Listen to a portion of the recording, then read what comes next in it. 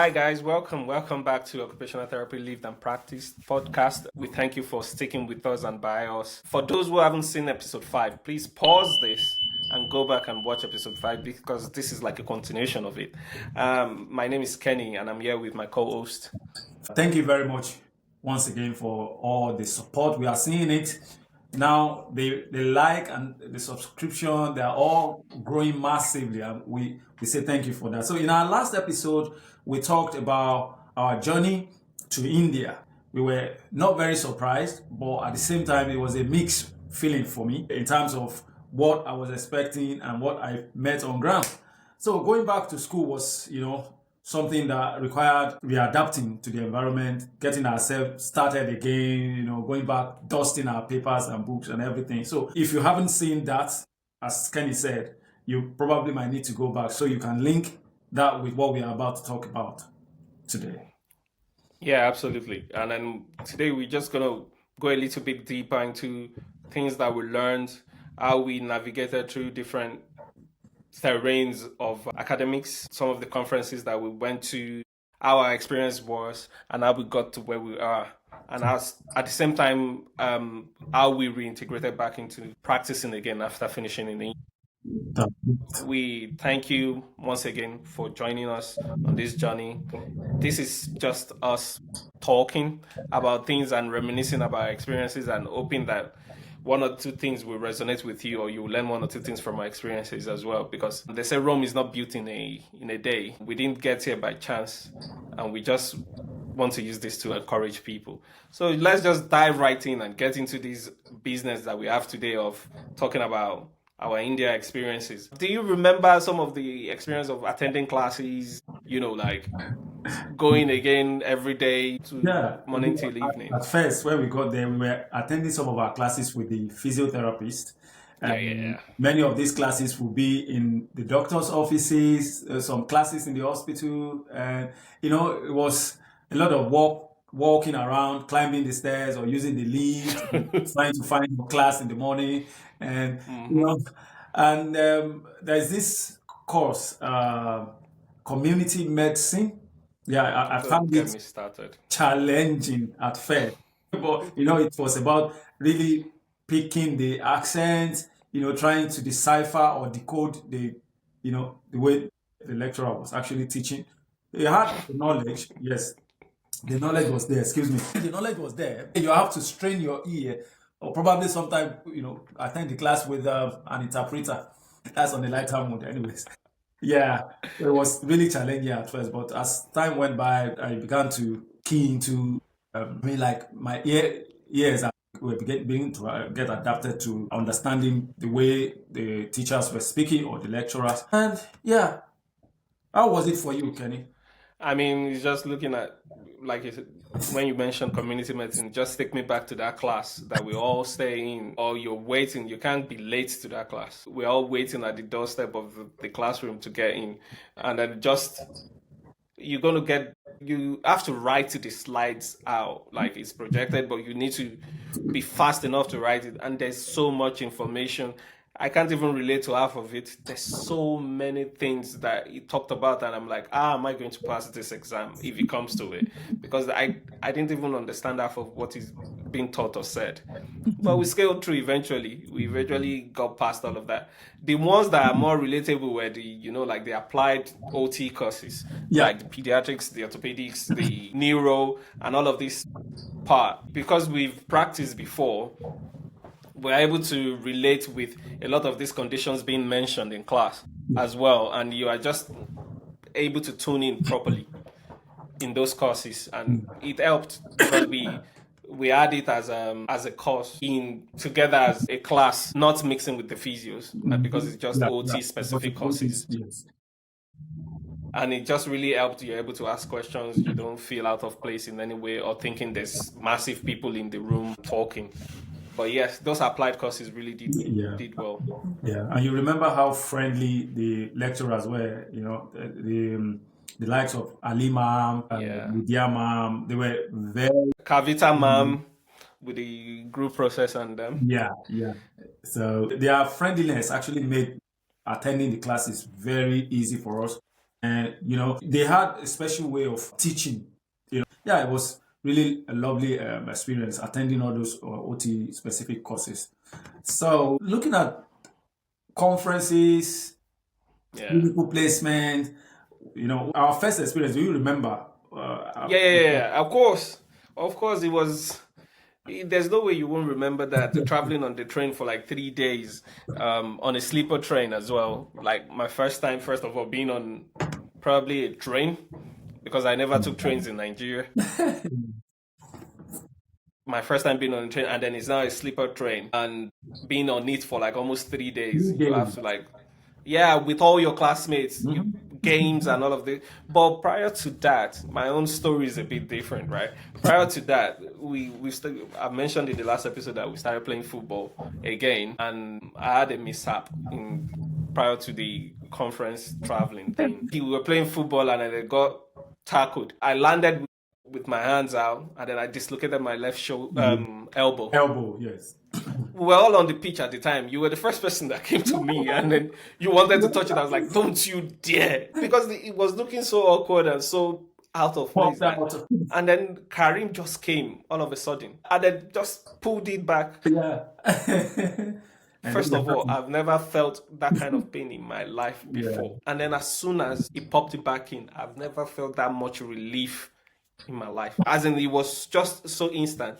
But we had to still go to Yeah, the hospital to yeah. make sure that there is no tendon ligament or anything like that.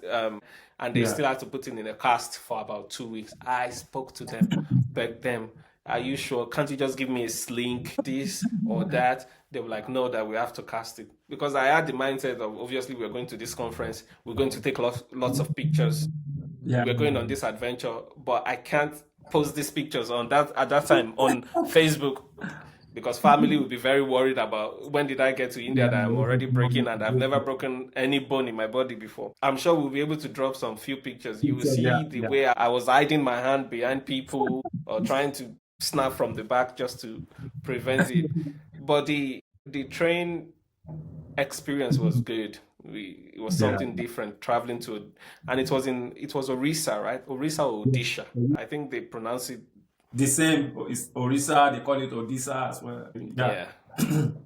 Yeah. And when we got there, we were lodged in some of the university dormitory or some of the hostel, lovely place. Mm, And it was nice.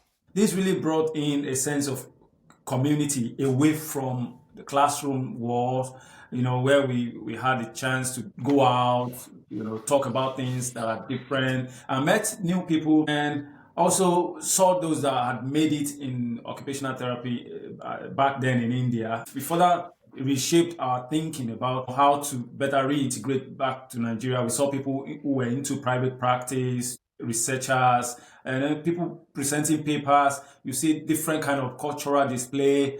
It was really a huge learning for us, and at that time, it also reshaped the way we were thinking critically about how to start going back. In fact, at that point, I started thinking about starting a private practice, actually, which was what gave birth to things that we'll be talking about later on the show. Yeah. So, Yeah. I I think you mentioned something there. You mentioned the fact that we only joined like the class. For example, we just to give a context, we joined the class in third year. yeah. So all of our classmates have been together from first year, second year, and then in third year, and we joined the class in third year.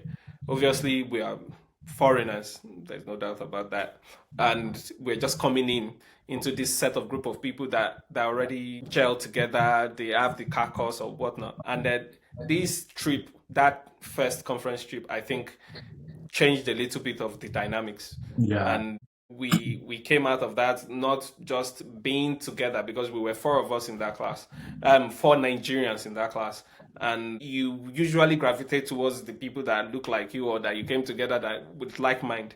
So we were not mixing as such per se, Yeah. not like we were still talking to, but that trip really made things gel amongst Yeah. our classmates Yeah. because we're all in the same coach, talking, stuck together for 3 days, playing games, trying to find things to keep yourself busy and entertained. And Yeah. I think that really, really did help. The conference were amazing, and that's not the only conference we attended. I think at some point we We did we hosted. host one of the yeah, we did host one of the conferences as well. But moving away from the conferences, we in India, after your fourth year, you have to do 6 months placement Exactly. in different places, and it was like 1 month on each placement. So we did six placement. Mm-hmm. One of them is one hand specialist hospital, right Right hospital, hospital. isn't it? Yes. Yes. Yeah, That's that why was it's an really, acronym. really great experience. Mm, mm. That was a very good experience. That's one of the places I observed like a carpal tunnel syndrome surgery taking place. It was a real and rehabilitation was amazing in that place. Yeah. And I had my first hand experience about how they use the local language to retrain people in activity of daily living. You remember a gentleman, I think he was a physio or for occupational, I can't remember if he was a physio. Those when it says raise your hand, raise your leg, they use local languages, their local language to give that instruction. And it was very funny to me. I can't forget it. They will say Kaituke.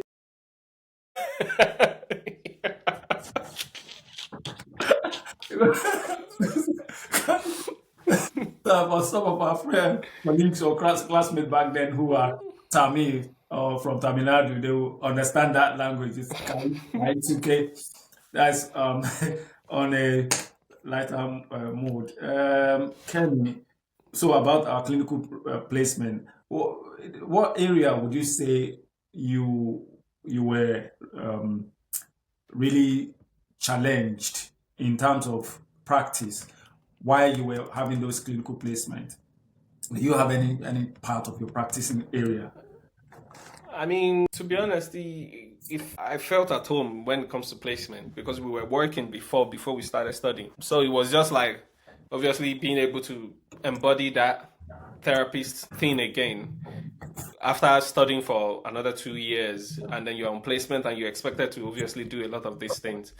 But one of the things was the fact that after the whole thing you have to do like a project, a research project Yeah, where you have to present, do the papers, present and all of that, or defend the project as they say. That I had to do something around stroke and neuroplasticity yeah. and how what is it again? Mindfulness, mental practice can help with stroke, to help with neuroplasticity and all of that, imagination and all of that. That was what my project was. I had to go to a stroke place. I remember you made a CD, right? I About did, mental I did. imagery. Yeah, I Yes, did. I had that CD with me. I can't remember, probably still in Nigeria. Yeah, I've been looking for it. I can't find it, to be honest with you. I've been trying to locate that. I can't because I had to put it on a CD and put it at the back of what I submitted in the college yeah. as part of my project. And I had to do two because I had to do one in English, one in Tamil. Ramia, my very good friend, classmate, who is in the US now, she helped me With the translation, right? make exactly the Tamil part of it. I had to put a sound, this soothing sound underneath, just as a background, and then Ebere helped me with the other one at the time. Then, so it was really, really a good experience with that one, Mm. doing that project. And what was your project about again? I can't remember. It was accessibility for students with disability. So we are Yes, yes. busy measuring staircases and entrances, Yeah, ramps. you were. I remember now. Yeah, you were measuring everywhere, everywhere. I think I still have a rough copy of my project on my email, and the hard copy, No, I left all of them in Nigeria. I have it. I'm sure if somewhere my project is somewhere, but I have the soft copy of it. It's Yeah, just that that's CD yeah, that yeah, exactly. I can't pinpoint where it is. But after that we had to obviously come back, isn't it? We have to come back to Nigeria because we we were on study leave as what we got from work. yeah, yeah. it was a bit of a challenge, and my family didn't, especially my sister, was like, "Why do you need to come back? You should find somewhere else to go from Yeah. there." That was all they were like. "Oh, why do you need to come back? We need to think about maybe going from there to somewhere." When it comes to Nigeria, like, don't ever come back to this country. This country, Once you've gone, you've gone. exactly. Anywhere else is better than this country. That's what everybody kind of like believes. But I was so determined. I'm the kind of person that I just like comfort. When I'm used to something, let it be. I want to come back. I want to come back. Let me come back. But I didn't stay too long at all. As soon as I just move. That's Uh, how long did you stay? Did you stay long as well? nah. When I finished, I think it was I came back in June. Oh, okay. We finished I'm sure I in, came back before you. yeah, we finished in May, right? April, I think. April, yeah. So Yeah. I came back in early June because I was trying to raise my transport fare and everything, like Which one is transport fare? Flight. it's not transportation coming How from about the one place to another, transportation? airfare, whatever it is. I was trying to, so that took me a while, trying to get in touch with people because I've exhausted everything I had. I mean, okay, let's not even go to that aspect because my last 6 months in India was one of the most challenging periods Mm, in my practice life, both education and practice. I was left with absolutely nothing.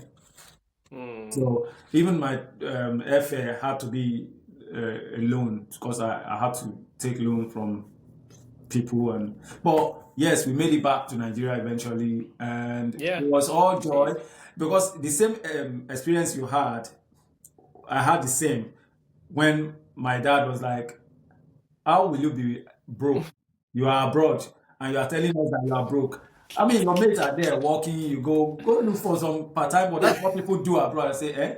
It looks like you don't even know anything about coming to India, where it's a land of opportunity in terms of education, but job language barrier is one thing that won't even allow you to find job Of course. easily. So Of course. yeah, but eventually we finished.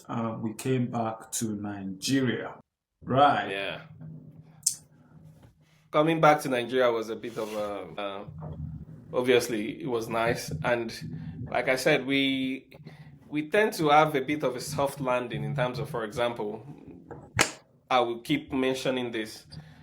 Previously, before we left, Mr. Elenyide came back from India at the time, and then before we came back as from India, the memories they were We came back back. as well, Yes. and that kind of like gave us. They've already went through what we're about to go through, so Yeah. they were able to guide us a bit much more better. I was fortunate enough to because there was no place to live when you get back to Benin because everything was either sold or given back while we were leaving for India.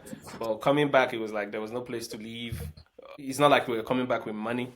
We didn't have anything at all. But they were magnanimous enough to house me at the time temporarily Yeah. before I could get a place behind some I think hotel. we both stayed with them a couple of weeks before I eventually moved to my cousins, and Mm, I moved around to two other places before I finally got a place. It took up to 5 months before we were paid a salary. Yeah. So, well, in my case, I was used to not having money.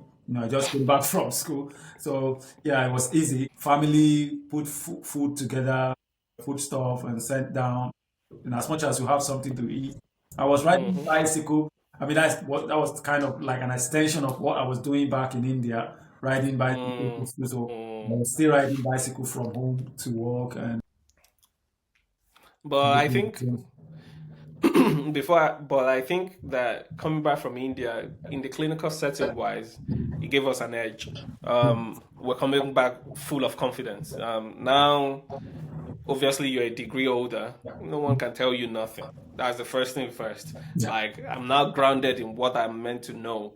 You can BS me about what I should or shouldn't do. I do know my professional identity is like top notch. That's Um, and we're going to talk about it. There's no more point of, okay, you're a neurologist, fine. I do know neurology. I went in depth in neurology now, and we can talk about it. And put it, and that gave us that professional edge when we got back home, and it really just helped Yeah, settling in, bringing all of those experiences back. yeah, yeah. And then you remember the School of OT in UBTH had been established, and Yeah, true.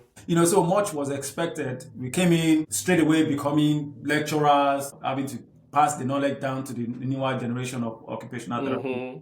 When we came back, a lot was expected of, oh, they said they went to India and now they are back. They were, a lot was, I mean, we didn't disappoint anyways, because yes, we, apart from having a background knowledge of occupational therapy, now with top up, it was like double degree for us in terms of what we had in knowledge. Even when we were interacting with the physio colleagues, many of them were surprised, like, is it not the OT we know? I mean, where did they come with all this experience and all? So it didn't take much time for the entire hospital to realize that, oh, some people just came back from India with different style of practice and innovation. And that transformed that department a great deal. That was when we started expanding the area of practice, the specialist Hmm. areas, especially into hand therapy, into plastic surgery, into Hmm. splinting. And it was really a massive shift in our practice when we came back. Yeah, I mean, obviously, looking back at that now, all of the India experiences just it made it worthwhile coming back home, helping obviously with the School of OT, and then the impact it had in how we helped our patients Yep. and dealing with all of that just really does help. Yeah. It did help a lot, and I'm very, very, very grateful that I had the opportunity to experience that India Yeah. part and being able to study in that aspect of it. We were not just practicing when we came back. Because our understanding now was much more. The previous prior to our traveling, it was much of the little knowledge of the assessment that we had. I remember um, back then when we were dealing with patients with muscular dystrophy, for instance, our understanding of the exercises and everything was not very deep at the period prior to our traveling. But when we came back, Yeah. we had a different kind of orientation into how cases like that should be managed, especially special cases like that.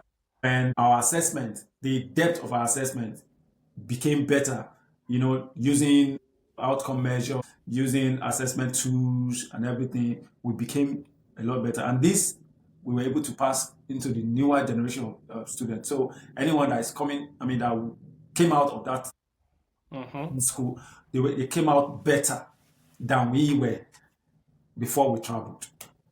Yeah, absolutely. And I think that reintegrating back into working took a bit of time, obviously, because we've been studying for almost 3 years and then coming back again to start and then being adults now, so to speak, like having to be a responsible individual, having to have to fend for yourself, and now also providing for your immediate family at the time Yeah. because we didn't have a family of our own then.